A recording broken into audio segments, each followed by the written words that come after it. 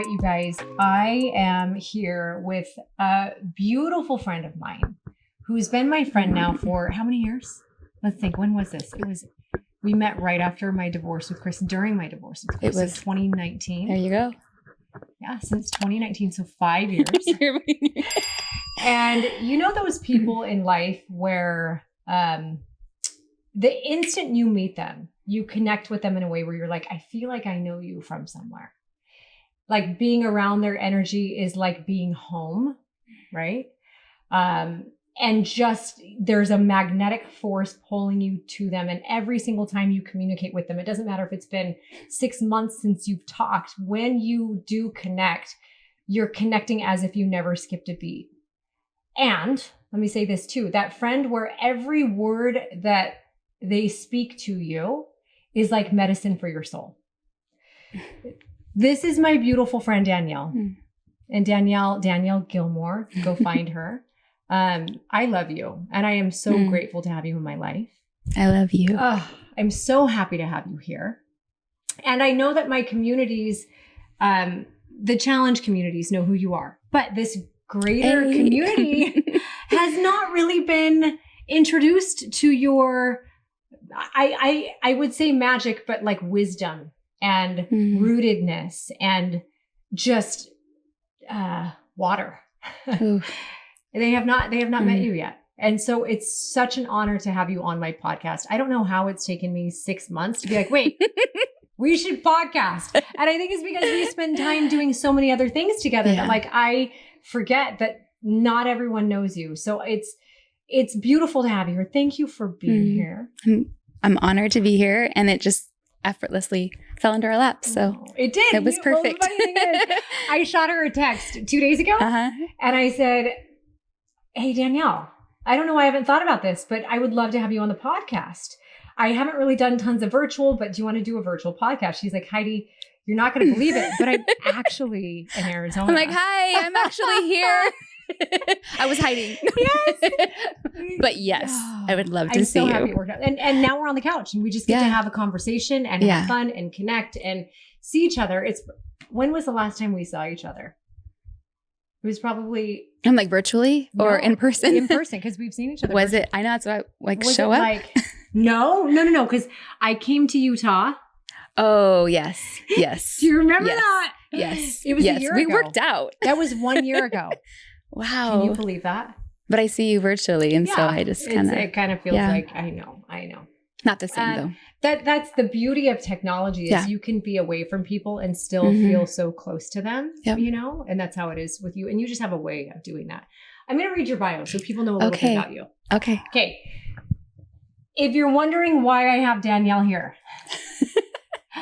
number one, I feel like one of my greatest attributes, as a human with a platform is that I have so many wonderful people who have made me who I am, and I get to share them with the world. Number two, I have no doubt that when you get to know who she is, you're going to be just as amazed and you're going to want her in your life forever, like every person who ever comes close to her. So who is Danielle? Danielle has dedicated her talents and expertise to creating holistic healing modalities, bringing balance to the body's energetic, physical, and emotional systems. Her classes, workshops, and retreats have helped men and women across the world develop tools to empower their lives. As an experienced teacher and facilitator of dynamic movement, sound healing, breathwork, and meditation, she holds space for students to transform with love. Her teaching philosophy is inspired by multiple disciplines and traditions, empowering her clients and students to take greater ownership and responsibility for their lives and consciously create their reality. So I'm going to list off the trainings that you have. Okay. And some of these, you guys, so Danielle was the yoga expert it was Sora yoga expert in Transform app when we had that. I loved bringing you into that. That was so much fun. And she also has done breathwork meditation and so many different things, sound bowls for my retreats, for my groups online, my challenge groups, and continues to. And I love doing it. Her trainings are insane. So you have 400 hours of Yoga Alliance right? You're 400-hour Yoga Alliance certified. You're Vinyasa certified, Kundalini certified, Booty Yoga certified, Somatic Breathwork certified, Trauma-Informed Yoga certified, Yoga for Mental Health certified, and Sound Healing. That is a list. So in other words, this whole realm that I've gone really heavy into for the past year and a half. And it has been so fun watching you do it. It's changed my life. I'm sure everyone in this podcast is so sick of hearing about it, or maybe not. Maybe it's opened the door for them to try. Absolutely. And hopefully it's changed their lives. I don't know if you know, but I ended up doing a little event with Drew Manning where we did breath work and yoga. Let's go. Breath work, cold plunge, sauna. It was so beautiful. Oh, fantastic. And this was just like a month ago. Oh, wow. Amazing. And so I love that I'm opening people's eyes to all of this. And you are the person who opened my eyes to it for the first time. I mean, in 2019, when I was going through a divorce, right? Of my friend Kira, our mutual friend Kira, who's been on this podcast. She actually brought me to your house. Yeah. She's like, you need to cry. Come to my friend Danielle's house. We're going to do, she's like, I can't really explain it, but it's this movement mixed with like breath work and yoga. And we did one of your Sora yoga classes and it was it was in the dark. So you kind of had the lights very dim and I was crying at the end. I had never moved my body in a way that had me cry. And then it was like an automatic connection to you.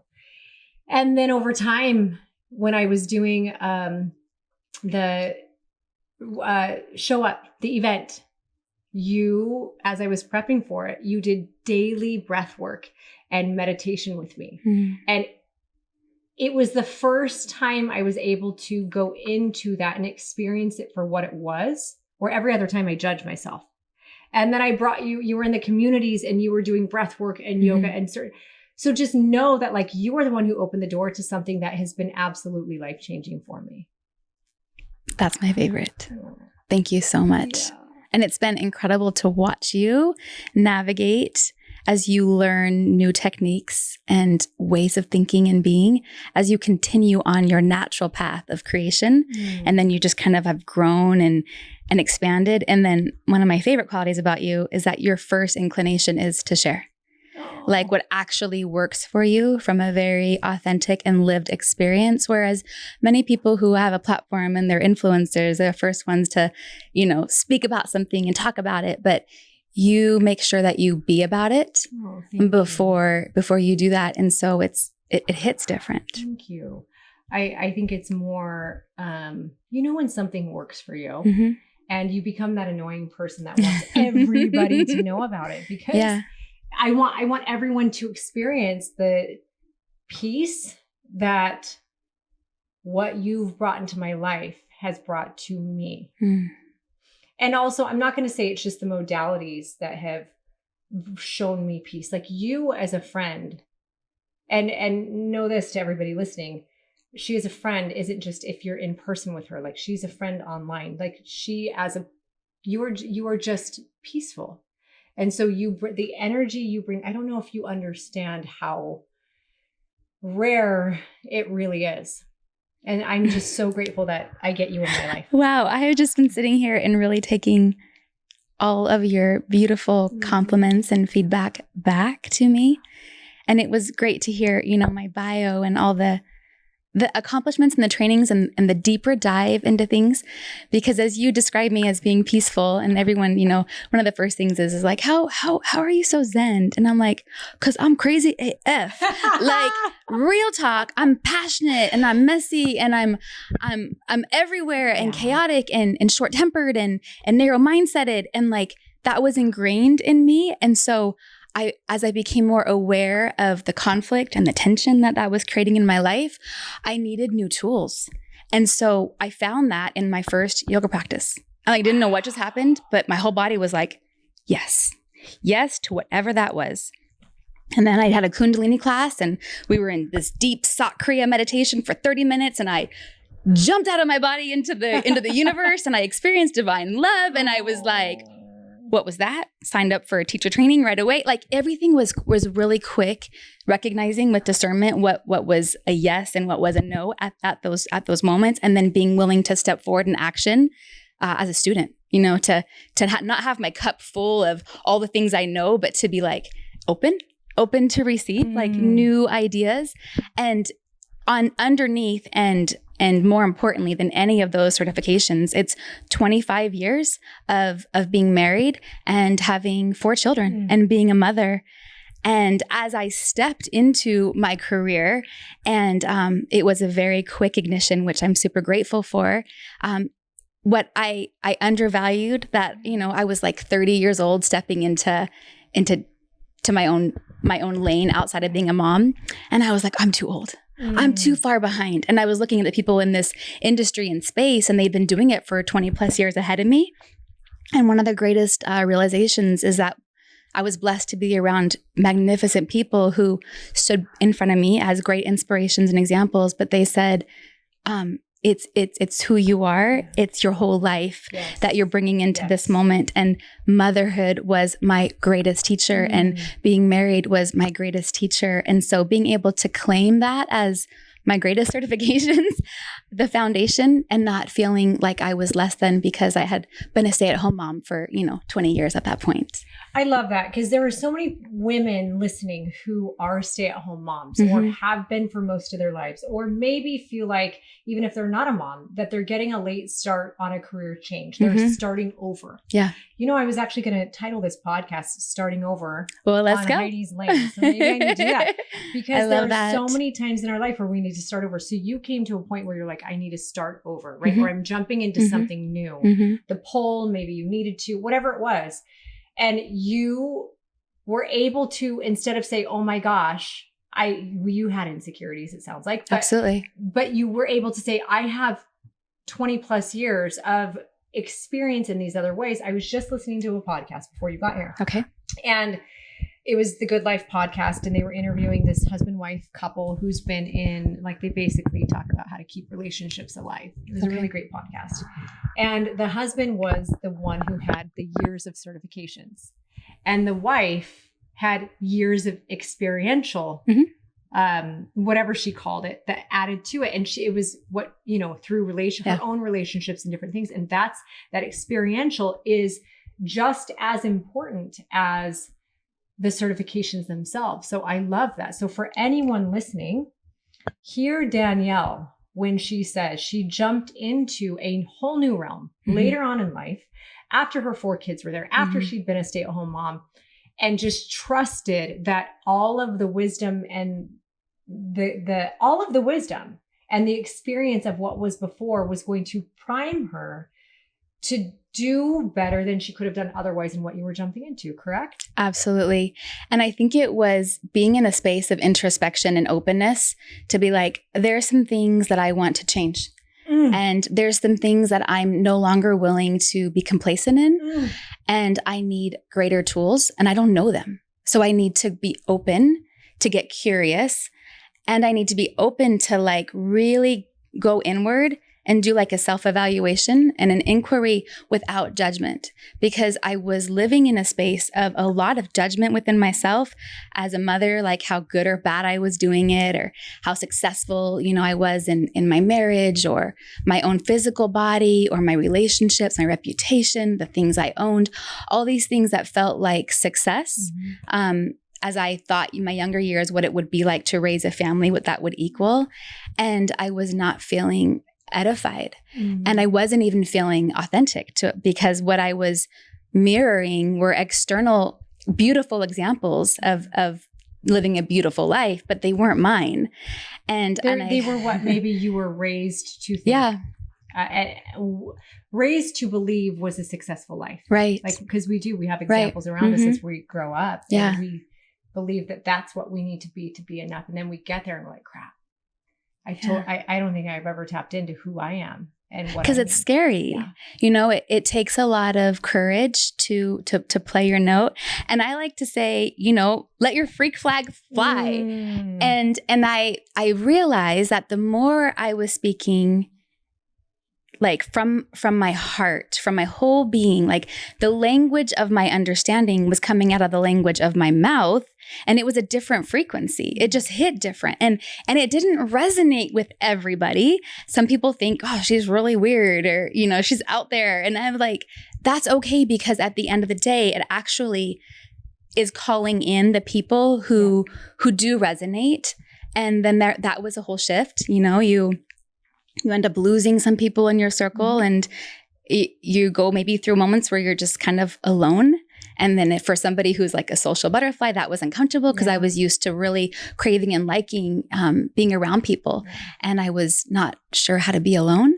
And so I think diving into those waters of stillness and of solitude, being alone but not lonely. And that's why meditation is so great, because it gets me out of the hustle and gets me just still and present in myself. And then, you hear all the teachers, you have everything you need. Like it's already inside you. You're like, well, what does that mean? Like, where is the answer? And it's like, you have oxygen in you. Like, can you feel the breath that's like in your knee that you don't need to inhale because you still have oxygen in your knee? Like, whoa, I'm like, what is that? You don't have to breathe extra quick to grab the inhale. You have something in you, or the exhale, the opposite way. Like you can exhale and realize it's okay to not be full. Like, what does space feel like? What does simplicity feel like? So meditation and breath work allowed me to find that 0 point, like neutrality, and then to realize all the polarization in my life, whether they are beliefs that I had created or that I had bought into that no longer served me. I was so pulled in every direction. And in my family, we are very open about mental health. And we have very open conversations about what it is to navigate that, and that we're not alone in those feelings of highs and lows, and the polarity of those feelings, and that it actually provides a beautiful tension. And when you feel that tension, instead of contracting and going in, and blocking it out, getting really small, what would happen is if you just like surrendered to the moment that you remember who you truly are, and that you can do this. You can do this in your body, in your inner connection, with one breath, one step at a time, your way, playing your note, and that it doesn't have to be everybody else's note. Like everybody together is a beautiful symphony. Like in our family, it's one of my favorite. Like we're a symphony, but we each have our own note to play. And I think it takes a lot of courage to play your note. Play your note. Oh, I love that. I think I spent most of my adult life. I think it's still something we struggle with this past year and a half. Maybe I haven't struggled as much with it, but I've spent most of my adult life and adolescence too, thinking I needed everybody to like me. Like, and I've done a lot of childhood trauma work to say, okay, where did that come from? Like, why did I feel like I needed to be everyone's note? Like I needed to play whatever note they wanted me to play so that I would get the validation that I could be enough. And it was so hard for me to get to a place where I could really show up authentically as me and be okay with some people out there not liking it and not liking me, because just the ability to be who I actually am, in all of my messiness and my sweats on the couch right now and my hat and gorgeous vision that you are, that I just got done, but to be able to do this and to not feel like I needed to be, if you rewind to when you and I met, maybe the year before, right? So in my marriage with Chris, I felt like I needed to look a certain way. I was very done up. I would only go to the gym looking a certain way. I thought I had to be a certain way to people. I thought, well, it's the industry you're in. It is the industry I'm in. Or, especially back then. Yeah. But I realized actually, and, this whole, I'm going to call it this like era of my life post-divorce, right? Which included you. It included Dave. It included all that I went through. That was kind of my like build up and breakdown of self, to where it's like, rising from the ashes, I refuse to be anything other than who I am. But it is super scary. But the scary becomes so insignificant when you feel the peace and wholeness that exists inside of being who you authentically are.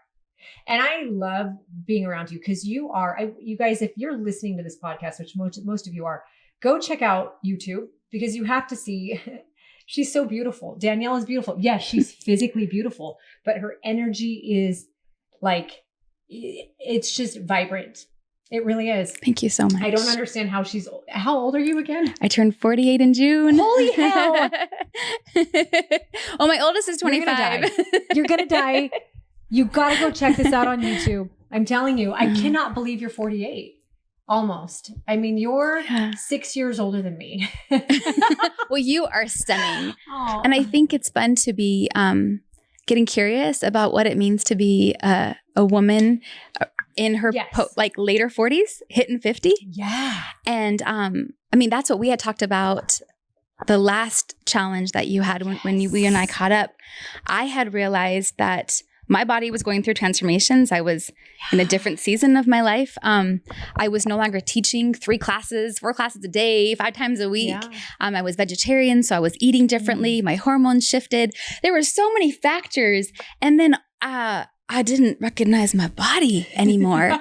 And I'm like, who is she? What is this? Because and the hormone shifts. It just in your shifted. 40s is real. And being in the wellness space, I was like, can I even, all these insecurities. And then I was like, oh, you're disconnected. And it's not necessarily my physical body that needed to transform. It was focusing that. I was realizing that internally I was disconnected from structure, from discipline, from trying new things, from movement. And I was and it wasn't wrong. I was just in a season of hibernation. I was recovering. And you needed that. And I needed to be there. Your soul needed it. I needed to be there. And so if I met that season that I knew I needed to be in with like judgment and shame, which I was meeting it felt awful. It felt awful. It was depression. It was loneliness, worthlessness, all the things. And I'm like, oh, I'm in the bottom of the ocean floor, like not good. And then I had started learning how to do something different. And I was like, all right, you got to move into ways you've never moved before. You need to start lifting weights to activate your body, to find that strength that had left for a time. And that required me going into places I was really uncomfortable. And I was like, oh, I haven't been uncomfortable in a minute. I was like, oh, this is so good for you. So I'm at the gym and I'm looking in the mirror and I'm not comfortable with what I'm seeing and I'm shaking, doing things. Comfortable under the barbell. I'm not comfortable shaking, doing things I should be able to do. You're telling yourself. She did air quotes. She said things I quote unquote should be able to do. Correct. Right? Correct. And then I was like, oh, compared honey, to what? Compared to who you were, compared to how people say. Compared to who I think I should be, Okay. And so then I realized that I was in that space and it doesn't feel good. And I'm like, girl, you teach this. So practice what you preach. And I was like, okay, well, what does that look like? Looking at yourself with unconditional loving kindness of self. So close your eyes. And I would close my eyes and I would, do a squat or work on, my backside and my body would shake. And instead of being like, oh, look at how weak you are. Look how, it's like, oh, that shake, woman, that is strength entering into your body. And it's not going to get there unless you root your feet into the earth and you feel where your feet are and you take a breath and you breathe compassion into your body. And you need to practice humility, honey. It's okay that you're not the best. And it's okay that you're in process. And it allowed me to also be a better teacher of these things when I'm actually in the work of these things. And so that relationship of student teacher, like always, and I'm in a season of my life now where I actually am more of a student than I've ever been and way less of a teacher. I just share Like, it's just to share, here's how I fell on my ass and it didn't feel good. Let me share that with you. Yep. So like maybe you can do it or not, or you can be like, same girl, like let's talk about it, or same but different. And I think that has been a really great teacher for me to train my body and to learn about nutrition differently, to understand coming from a vegetarian lifestyle back into incorporating meats and understanding protein and from a holistic approach instead of just like hitting these numbers. It's like, well, what actually feels good in my body? And educating yourself on what's happening. 100% in my own chemistry. Yes. And having great teachers to say like, here's some guidelines and then go play with it. Yeah. Go make art. I love that. So, I mean, so many thoughts come to my mind because that's just so good, Danielle, because there's so many people listening, men and women, who are in a similar space. Life is shifting, or I love what you said. You said, I was in a season of life where you were kind of like hibernating a little bit, right? So you were in that season, and instead of allowing it to be what it was, because I've learned I got to let my seasons be what they are. It was, you had it met with guilt, shame, darkness, all of it. And it turned into depression. Well, it didn't start off that way. Like that was after a year. Like I had met it and been in it for a year. But when the turkey timer went off, it was like, girl, this season's done. So Danielle, now what? I get it. Because I've been in that for about a year since Dave, right? And I know to the world, you guys listening to this podcast, you probably can't see it. I'm not doing a fraction of as much business-wise as I was doing back then. I was doing so much. I've been all into mom mode. So there's a level of me over the past year and a half that there's a piece of me that has gotten comfortable. Yeah. And the idea of being uncomfortable is really scary to me, right? And so now that I'm at the end of a year, I can relate where I'm like, oh, I shouldn't still be here at the end of the year. So now I'm judging myself, right? I'm kind of getting to the place where I'm judging myself. And then you saying about how you were in the gym, lifting that weight, because I believe there are people who can relate when you get under the barbell, when you have those dumbbells, when you're on that leg press machine or the reverse hack that you see me doing, and you're like, I can't lift as much weight as Heidi. Look how weak I am. Whatever it is. And fill in the thought. People are watching me. I look weird. Instead of like telling yourself actuality, which is I can sustain. Look how strong I am to be able to push my body to the point where my legs are shaking. Yeah. It doesn't matter if it's 5 pounds on that barbell. It doesn't matter if there's no weight on that barbell. It doesn't matter if it's an air squat. If you can push your body to the point where your legs or arms are shaking, you are a badass. And I think it's really important for anyone to understand and recognize that. That is something to be proud of. And we know, I mean, if you need me to teach you the science behind it, the more our muscles are met with resistance, which is, you can teach the science behind soul, right? The more your soul's met with resistance. The more those muscles are met with resistance, the more that muscle's breaking down. When you're shaking, when something's heavy, when it feels uncomfortable, when you feel like it's too much for you, but you do it anyway, that muscle breakdown is hypertrophy. Yeah. The only thing that can come from hypertrophy with rest and enough nutrition, enough calories, is muscle buildup. Right? The muscle breakdown has to happen in order for the buildup to occur. And then over time, Danielle, you became stronger and stronger and stronger. There's that Japanese saying, I don't know if you've heard me share it before, wabi sabi. And you had said you were in progress. Okay. Wabi sabi is the idea that we are most beautiful for our imperfections and our in progressness. So when the human body or the soul or the being is at the beginning of a journey where they're sucking at something, they have the courage to suck at something new. So for you, you felt like you were having the courage to suck at being in the gym. I'm not saying you sucked, but in your mind you did. You would be accurate. And it's okay. Because then, you know, if you admit where you are, there's a lot of room to progress. That's it. Started at the bottom, now you're and here. On my way up. Yeah. And then there's a lot, you know, when you really allow yourself to be where you are, instead of the whole like fake it till you make it, wing it till you bring it. Like, I do believe like you got to move forward with the fear, or you can't let it stop you, but also honoring like where you are feels really great, because then you can celebrate the whole journey and acknowledge like, yeah, no, I started there. Yes. And weight training is beautiful because it's like very physical. I mean, it's just like, here's the amount, here's what you can do. And when you track that and you can see the progress, our bodies are just teachers. Yeah. And the same with, you know, breaking open the muscle. It's the same thing with the heart. And when we experience pain or trauma in our life, it's easy to identify as broken. Like we even say it in our language. Yeah. I have a broken heart, right? Yes. And there's something in that feels stuck, wrong. What's wrong with me? Because broken would it doesn't work. Yes, that it's done. Okay, yeah. So what's another way we can say So it? I like to think about my heart as a broken, open heart. Do you feel that?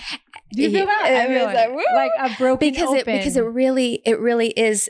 And we know that in the spaces, in the cracks, like that's where the light can come in. But that's the same way as atrophy in our muscles. When they tear down, there's and there's space. And then what happens? They become stronger and they build. And our body is just, our physical body and our spiritual body is examples of that process of creation. And that's how we grow. And so if we can witness it in our physical body or through experiences felt in our heart, and we get a little bit of confidence in that, then we can like build faith, faith and trust in ourselves, faith and trust in that inner connection. And it doesn't mean that there isn't anxiety involved in the unknowing, because that's literally what fear is, in the unknown, right? But so is faith. Yeah. Faith is in the unknown. Yeah. You're taking a step forward and you don't know what that looks like. You've never done this before. So I don't know about it. Well, isn't that the same thing as fear? Fear in the unknown. Yeah. But what's the difference is that fear holds with it the energy of anxiety, but faith holds within itself peace. So all of this in my mind, I have so many feelings as you're saying all of this.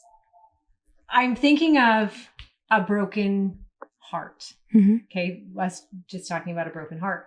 I think what happens when we identify a hurt heart or a broken down heart or a heart that's been through something.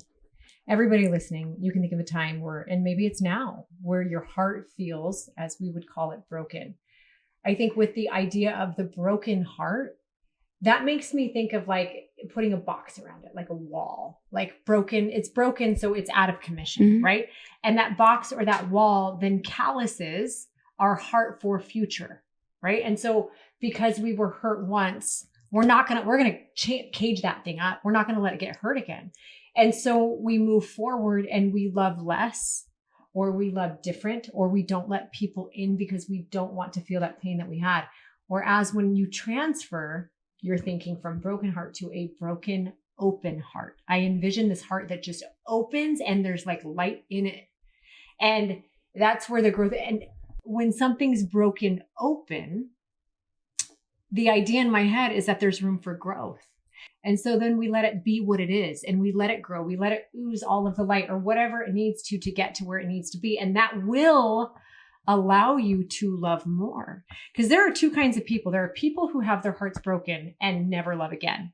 Then there are people who have their hearts broken over and over again and again and again, and somehow can love deeper with every single relationship. It was a really loud airplane. Amen. Yes. That was God being like, yes. That's the path. Yes. Do that one. And the best part is, whatever you want is what you can have. Even if you've historically been someone who's had and it doesn't have to be in relationships. It can be heartbreak in business or in identity or fill in the blank, anything, right? So maybe try transferring your way of thinking to broken open. Okay, my heart's being broken open so that it can grow more. And you were just talking about the fear and the anxiety and the frequency. It is a lower frequency. It goes with a broken heart. And then the love and the divinity that comes with the idea of broken open. I just love it. Thank you for sharing that. Oh, you're welcome. It has been a great tool for me. And understanding that nature is such a great teacher for us too. And I think that the energy that we see in nature, the cycles of nature, when we are connected to those cycles and we understand energy around us, then we can also connect to our own energy within us. And it's not stagnant. I mean, it goes through spring, summer, fall, winter, and there's seasons of, new budding and growth. And then it releases in these beautiful, brilliant colors in the fall leaves. And then they hit the earth and create fertilization. And then we go into hibernation, and then the spring, and like, wow. Is that like a metaphor for my life? Yes, it is. It is 100%. And so we're continually moving through wild curiosity and expansion. And in that wildness, it's not unruly. It's very much governed by nature. There's a process to it, but it's wild in the sense that it's open. And it is peaceful if we choose to surrender and let it all be beautiful without being afraid or ashamed, like putting that box on it, allowing the calluses to be sanded off and to that friction to put some of the hardness off and be like, okay, here's a new version of me emerging. And being able to, number one, see ourselves that way, that like, even as I'm sitting with you today and it's been a hot minute, it's like, this version of you is stunning. What? Is stunning. Is stunning. How cool is it that we've been able to see each other through? Yeah, a lot. So many different versions. A lot. And when we see others that way, and when the practice of being able to see ourselves in all of our versions, even in 24-hour versions that happen, minute by minute versions, like, isn't that beautiful? Isn't that beautiful? Well, that helps me moving into my 50-year-old version and accepting the aging process that is naturally happening on my body and saying, isn't that beautiful? Let's talk about this. I love that. Isn't that? And I believe what you just said is my current, it's what I'm working through and I'm thinking about a lot. And I truly believe like my next goal, mile marker, place of rest, place of peace that I'm working toward is learning to love. No, first I'm going to say learning to accept and be with all of who I am as I am aging. And then once I accept it and I allow myself to see it, because I still am not there. I still got these extensions in. I'm losing my hair. It's a very real thing.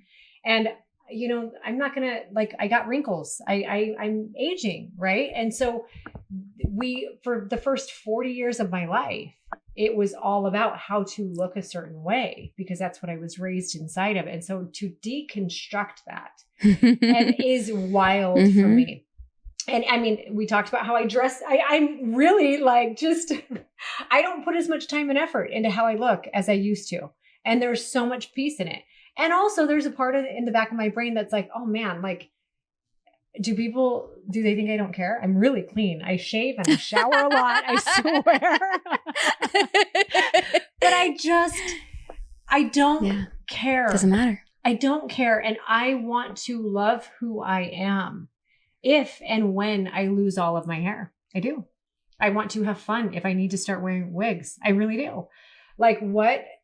And it's only going to get more so.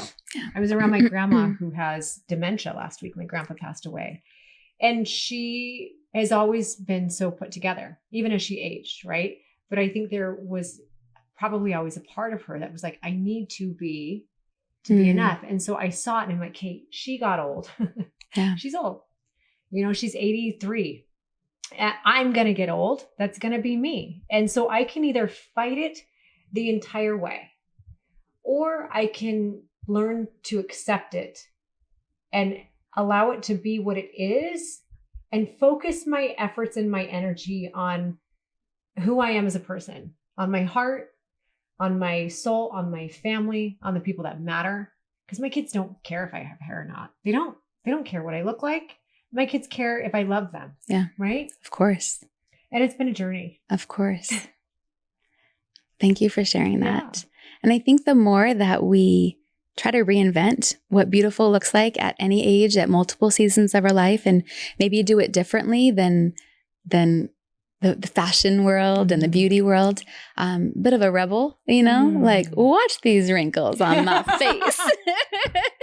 And I think that then we can kind of start to express beauty in a different way that isn't seen so much. And then we can be mirrors for each other and be like, oh girl, that's sexy. Like you got that going on, This is why you need her in your life. But credit to you, because you don't have to do that. You have every privilege and opportunity at your fingertips to move through it in a different way. For sure. And so for you, I really have so much respect for you, because it's a choice. It's like two forks in the road and you go either way, and you're like, I'm actually kind of going to go my own route, but I'm interested in about both. Yeah. You know, how can I weave these two together and make it Heidi's beauty at 76? Yeah. You know? And I'm like, I can't wait to see that version of you too. Can you believe that? Someday I'll be 76 and you'll be 82. And what a blessing. What a blessing. I cannot we do believe it.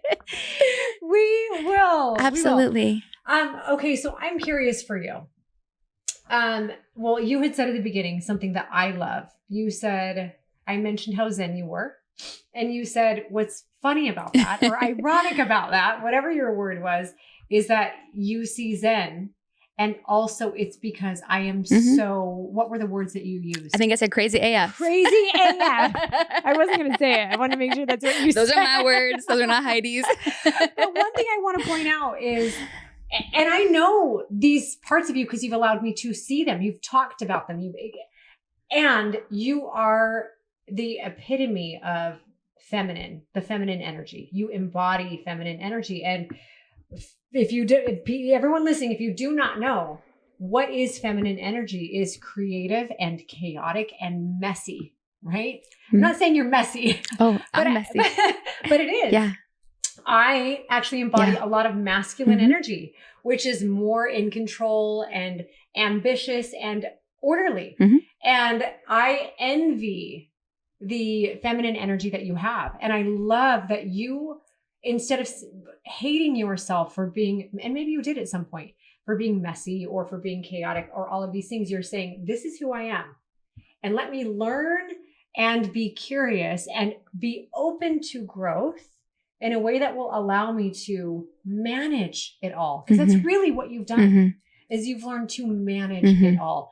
For someone listening who might hate who they are and hate that maybe there's messiness and there's a lack of direction or whatever, what steps can they take to start to get to a point where they are managing or more in control or embracing who they are?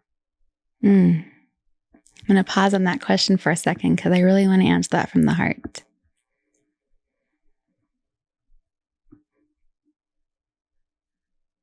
I think the first place to start is understanding that it can't, it's closing your eyes and going inward and being really, really curious and loving about who you are with your eyes closed, like the pockets of feeling and creativity and passion and desire that you feel connected to when you close your eyes.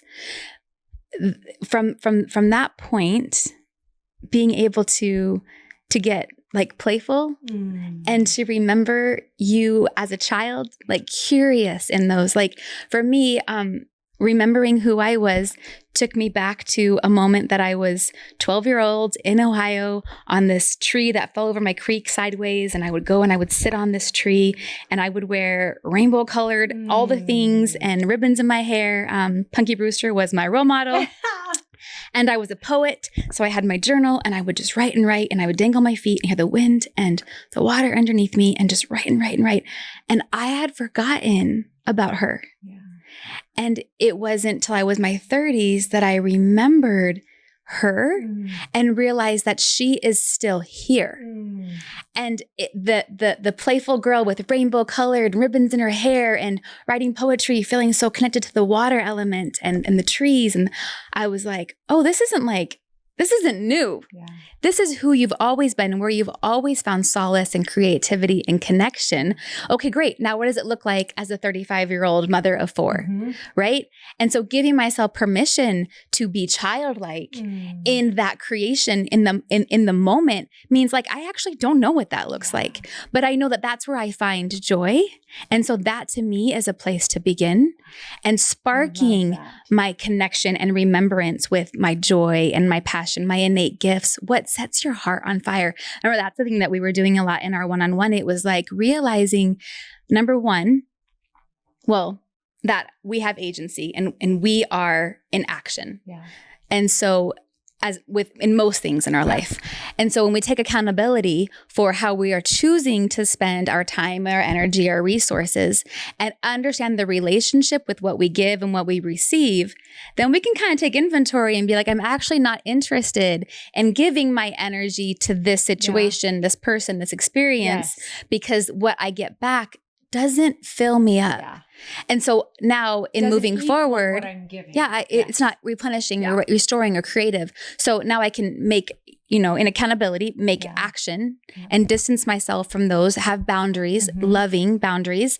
And then I can choose to spend my energy on things that set my heart on fire, that bring me joy. Because I'm no longer being depleted and wondering at the end of the day, why am I, so exhausted and unedified? Yeah. It's like, okay, well, what did I do today? Yes. And the little things all day. And a lot of it had to do with like the thoughts that you tell yourself in your mind. Like when you get still in meditation, it's not about being silent. It's actually, and I love to always talk about this in almost every class, it's normalizing that meditation is the awareness of how loud actually your mind is and how sporadic and chaotic it bounces, because the purpose isn't to sit. I mean, the destination is to be in stillness, but the practice of it is meant to be aware of yourself when you are out of the present moment and the tools and the way that you come back in. So am I aware and I'm in judgment and I'm in shame? Or am I aware and can I'm like, oh, isn't that interesting? Funny. Yeah. And you kind of do that there a goes lot. My mind. Yeah. And I recognize this pattern of this feeling. And so I'm going to choose to do something different. And so hopefully you realize that you do it a lot, because it can be 10,000 times in 10 minutes. And you're like, I'm super aware of it because now I'm like open and honest about it, and I can be in the seat of agency and choice and I'm responding to it versus just going with the flow and my mind and the things in the world and the experiences around me, and I'm reacting to everything, which can feel exhausting and set you on a course that you really never wanted to go on. Versus being intentional and present and connected with what feels good to me and my body, what feels good to my soul, what is giving me vitality and connection and peace. And I'm going to choose those things because I have claimed that that's what matters most to me. I really love that. I'm going to say that again for everyone listening, because we kind of went into meditation really quickly. And that's a really important part of who Danielle has been to me, is teaching me the beauty of meditation. And meditation was something that I thought I was not capable of doing because my mind was going. And you're the one who taught me, no, that is meditation. So you are aware of what's happening. And the more I learned through you that the more I judged myself, the harder meditation was going to be. So learning to not judge and let it be what has been beautiful. Now I can meditate and I can be with my thoughts and I can acknowledge my thoughts. And that Drew had talked about, Drew, man. Yeah. Love him. He had shared with me this awesome quote that goes something like, I don't remember who said it, but the space between stimulus and reaction is where power exists. So like when something happens, someone says something to you, if you react quickly, there's no power in that. But the longer you can wait to react, right? That space in between is power. Right. And meditation for me, because I've learned to be the observer of my thoughts instead of that I am my thoughts, because I am not my thoughts. Anyone listening, you are not your thoughts. You are simply the observer of your thoughts. And when you can recognize that, you recognize that you aren't there. You don't have to be that reaction. You can wait, pause, and act. Right. And so that meditation's done that for me.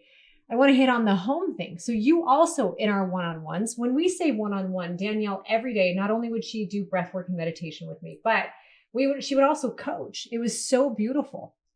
You helped me through really difficult times in my life. And I'm so It was grateful. an incredible experience for me to watch you navigate that season of your life so beautifully. It was definitely a different season. Yeah. But you also, my teachings for years followed this line. Actually, it wasn't, it was a cycle. So it was finding, creating, becoming, finding, create. And so we're always going through this transformational, finding who we are, creating what we want, and then becoming that, right? And you kind of threw like a wrench in it, like that added like a little middle thing that like filled the diagram that I'm envisioning in my head. And you actually had said, what if it's not about becoming anything? And it's actually about you returning home, is what you said. I will never forget that. That must have been around the time that Dave passed. I don't remember when it was, but it was that era of my life where I then, instead of thinking I needed to be something else, yes, I'm still going to have that cycle, dig in, understand who I am and who I've been and why I've been that way, create what I want next, and then live into it, right? But this whole new element that really pulled all of those pieces together and filled, almost like it's like a foundation that you gave me, was me returning to who I've always been. Even, I'm going to say, before I came to this earth, like, who is my soul? What is my spirit? Who am I at my essence?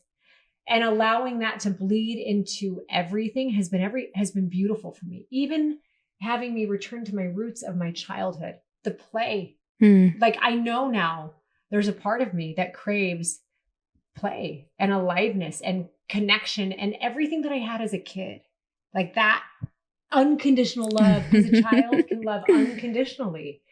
So and you are so fun.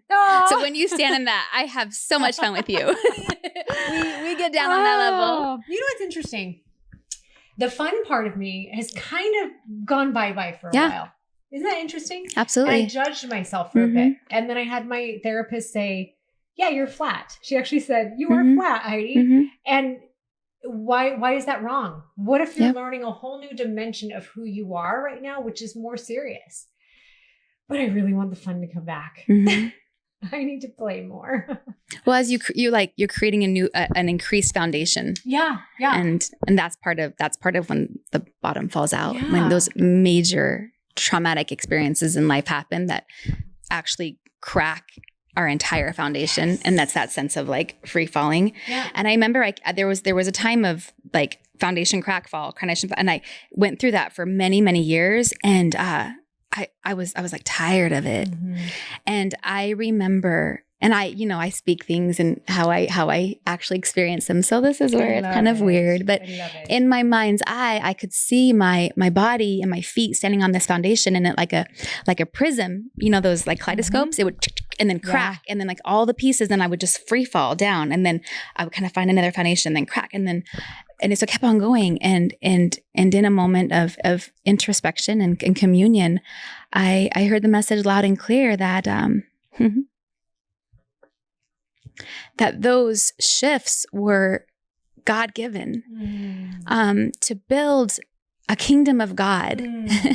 The foundation underneath it is constantly being reworked, reshaped to be stronger and stronger and stronger. That is what expansion upward needs to be matched with a firm foundation. And I was sitting there going, I don't want this anymore, and it's like, okay, wait a minute. Like, sit back and realize the different levels that you feel like you fell through and the different foundations that you created. Would you give up any of them? Would you wish that you were back up here? And people sit with me and or they go through a class experience or a retreat that's connecting them inward, and they're like expressing the depths of pain that they're walking or grieving. And they're like, I don't want this anymore. And then they look at me on the other side thinking, you feel like you have it together. And then I can just be a mirror and say, same. like exactly where you are, I've been, and I found these truths and connection from the exact magical and painful moment that you're in. And then eventually there comes a relationship within myself that I was like, and you know what? I'm ready to expand upward now. And I physically felt my feet pressing in the ground, you know, in my mind's eye. And I felt the engagement of my glutes and my thighs and my whole body, like pressing and bending and then like springing up. It was like that choice. Now I want to know what's up here. And it was like, you know, surrendering and lifting, like smiling, but realizing that the smile was like a laugh because I knew I was going to hit my head. Yes. Like I know there's glass ceilings and I know like expansion up is also a process of learning and it doesn't always feel good. But the fact that my mind, my face was smiling and like, I know it's coming and like, I can't wait to feel that, was different than like gripping or a perfect view of what that would look like. That to me felt like wisdom, which comes with age and experience. I love what you just said. And I'm going to say what's coming to my head. I'm going to draw a picture of something that you just said. But what you said is the expansion upward has to be met with the foundation, right? What I'm thinking of are tall buildings, absolutely, tall trees, bamboo. Oh, yes. The level at which we can expand upward is matched by how far down rooted we had to go. We had to feel, right? Like literally. Yeah. It is like those like trees that are huge and tall. Their roots are not just a couple inches. They didn't just go through a little bit to get there. Yeah. They literally went down so deep into the ground and had to work and experience pain to allow the expansion to be what it is. A building, a skyscraper.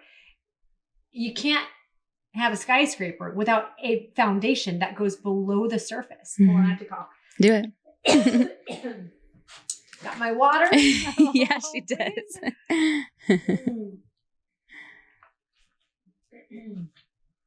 But I love that visual.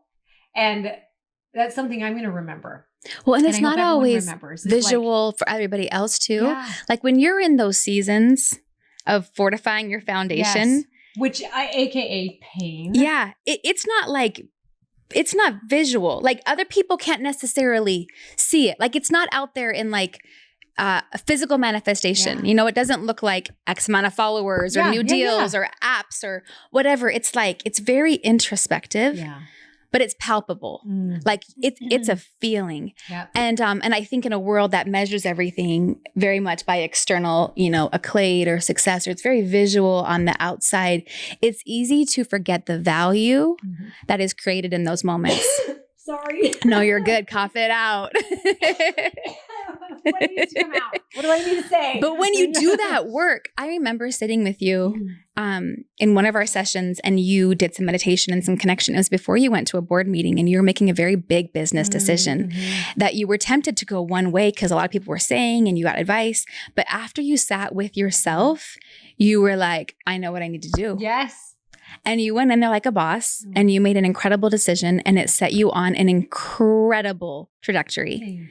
And I don't, you know, unless you can sit with yourself and give yourself the trust that I actually know, I know deep in my bones what is right. And I'm trusting myself to take those steps forward. You created that relationship within yourself. So that foundation was there in action when you needed it. And that's what you and I have loved. You mentioned the fire and water because it's not like, when you're in relationship with yourself, you see yourself beautifully. And so when I'm standing in my feminine and embodying that, the way I feel is beautiful, then I can witness somebody who's embodying what I perceive as my weakness and not compete with them or shut it down or whatever because of my own insecurities. But I can say, how you do that? Yes. How you do that? And let me learn from you. Let me witness you because I want to be able to be inspired by what I see as a beautiful strength of yours. And then we, fire water, share each other and we say, sister, come along. Yes. Like let's do this together. Get up on my shoulders. Let me lift you. And that sisterhood has been missing for a minute. Yes. I love and we can show like a different way, you know? I do. I think we've been going for an hour. Wonderful. And I know you have to go soon. And I do want to say, because I feel like there's been so much in this episode and what you've, I mean, there's so much gold, so much magic, so much, you guys, you're going to want to listen to this again because Danielle, you just, I love hearing you speak. But I feel like this really is going to speak to someone who is starting over. There's so much in what you said that I wish I had had earlier in my life when I was starting over again and again and again, right? And so I want to finish, Danielle, by what is one thought or feeling that you feel like the person listening to this who might feel lost, they might feel like they know they need to begin something new and end something that they're in, whatever it is, whether it's business or relationship, and they're super scared of what's ahead. What do you have to say to them? First of all, I want to say I love you. I want to say that I think it's okay for us to find ourselves in that exact moment, to be really honest with the fear of letting go. And fear and anxiousness and nervousness is the other side of that is excitement. So nervous and excited are two sides of like the same coin. And when I learned that feeling of anxiety or fear, if I flip it and I let it be messy and unknown, well, the other side is excitement. So then I can meet myself in a moment of starting over and not knowing maybe even how to take that next step or what it will look like, and be like, isn't that exciting? To start over fresh and clear, to give myself permission, because it can come from everybody in the world and it won't matter until it comes from ourselves, that I give myself permission to get really curious, and that I give myself permission to let it be messy, and I give myself permission to forgive myself over and over and over again, and to wrap myself with unconditional loving kindness in that process, to witness myself as, wow, isn't that interesting? And maybe I'm going to make a different choice next time.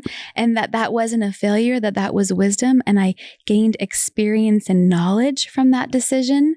And so I'm moving and creating, and like everything in my ingredient pot is every experience, every person, every minute of every day I've walked this earth. And I can pull from all these tools and resources. And from that beautiful pot, I get to create, and nobody else has that pot. And I think that allows permission for it to look like nothing you've ever seen out there.